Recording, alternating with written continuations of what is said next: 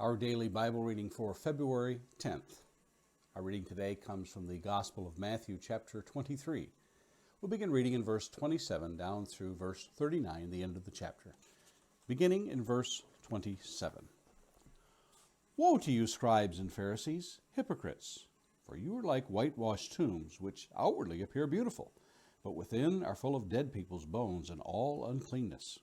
So you outwardly appear righteous to others, but within you are full of hypocrisy and lawlessness. Woe to you, scribes and Pharisees, hypocrites! For you build the tombs of the prophets and decorate the monuments of the righteous, saying, If we had lived in the days of our fathers, we would not have taken part with them in shedding the blood of the prophets. Thus you witness against yourselves that you are sons of those who murdered the prophets. Fill up, then, the measure of your fathers. You serpents, you brood of vipers, how are you to escape being sentenced to hell? Therefore I send you prophets and wise men and scribes, some of whom you will kill and crucify, and some you will flog in your synagogues and persecute from town to town, so that on you may come all the righteous blood shed on earth, from the blood of the righteous Abel to the blood of Zechariah, the son of Berechiah, whom you murdered between the sanctuary and the altar. Truly I say to you, all these things will come upon this generation. O Jerusalem, Jerusalem, the city that kills the prophets and stones those who are sent to it. How often would I have gathered your children together as a hen gathers her brood under her wings, and you were not willing. See, your house is left to you desolate. For I tell you, you will not see me again until you say, Blessed is the one who comes in the name of the Lord. A few thoughts for today. We find today's verse in the midst of a scathing rebuke of the religious leaders of the day.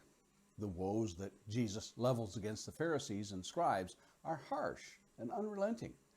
They follow on the heels of a question in chapter 22 in an effort to see if they really understand who the Messiah is. When they cannot ascertain that the Messiah comes through David but is, in fact, of God, they are silenced and do not again question Jesus. Their inability to recognize the deliverer whom they had so long waited for is too much. Jesus further lays on them the guilt of all the prophets slain from the beginning of time until then. A seemingly harsh sentence given them, until you realize that it is not just a prophet they are about to kill, but the Son of God. The very one they have awaited will now be the focus of all their hate and anger. For this, they will be held accountable.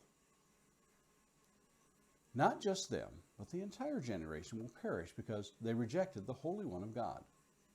The leaders of the day will pursue those who follow Jesus as well. They will hunt them like animals, thinking they are doing good. Jesus tells them in John 16:2, They will make you outcasts from the synagogue, but an hour is coming for everyone who kills you to think that he is offering service to God. How often is it, then, when we consider how brutish that Jesus was treated, that we ourselves might have treated him different? Perhaps we would do better to remember the Jews of Jesus' day thought they would have done different themselves. A rather sobering thought. A question of the day. What do you think would be your thoughts if you heard this sentence given against you? And finally, a thought to meditate on this day. Does a passage like this cause you to be less judgmental of those who think differently from you? And those are our thoughts for today,